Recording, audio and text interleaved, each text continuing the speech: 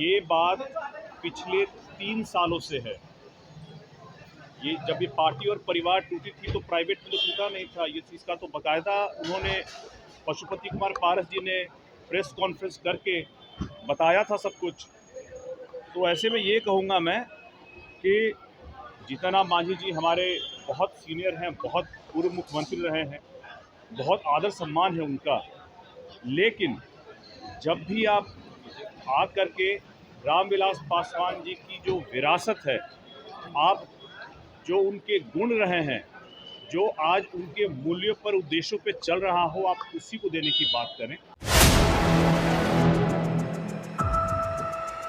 नमस्कार, आप देख रहे हैं 4 PM और मैं हूं अभिषेक मिश्रा।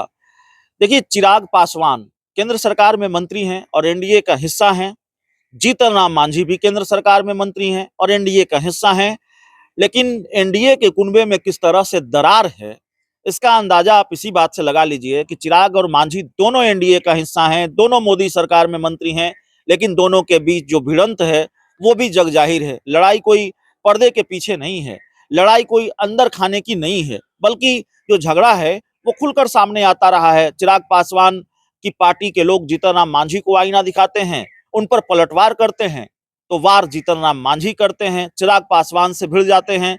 चिराग पासवान को लेकर उनकी पार्टी का जो बयान आता है या उनका जो बयान आता है, जाहिर तौर पर वो बड़ा नागवार गुजरता है। तो ये एनडीए के इन दो दलों के बीच या एनडीए के इन दो नेताओं और उनकी पार्टी के नेताओं के बीच जो भिड़ंत चल रही है, अब उसको लेकर एक बयान चिराग की पार्टी के सांसद का भी आया है।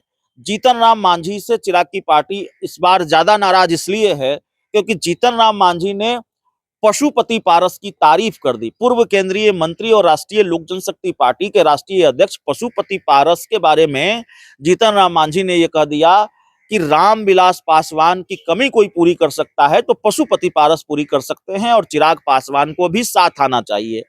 अब चिराग पासवान की पार्टी के सांसद हैं, चिराग पासवान के जीजाजी भी हैं, जमुई से अरुण भारती, उन्होंने माफ कीजिएगा जीतन राम मांझी को नसीहत दी है कि आप बड़े हैं, आपका हम सब सम्मान करते हैं, आप बहुत वरिष्ठ हैं, लेकिन जीतन राम मांझी को परिवार के मामले में दखल नहीं देना चाहिए, परिवार के मामले में टिप्पणी नहीं करनी चाहिए। ये पारिवारिक मामला है, परिवार के लोग बैठकर सलटाएंगे। और इसके साथ ही झारखंड में विधानसभा चुनाव लड़ने को लेकर भी बड़ी बात कही है लोक जनशक्ति पार्टी रामविलास के सांसद अरुण भारती ने। तो चलिए सुनते हैं उन्होंने क्या कहा है। ये बात पिछले 3 सालों से है। ये जब ये पार्टी और परिवार टूटी थी तो प्राइवेट में तो टूटा नहीं था। ये इसका तो बाकायदा उन्होंने पशुपति कुमार पारस जी ने प्रेस कॉन्फ्रेंस करके बताया था सब कुछ।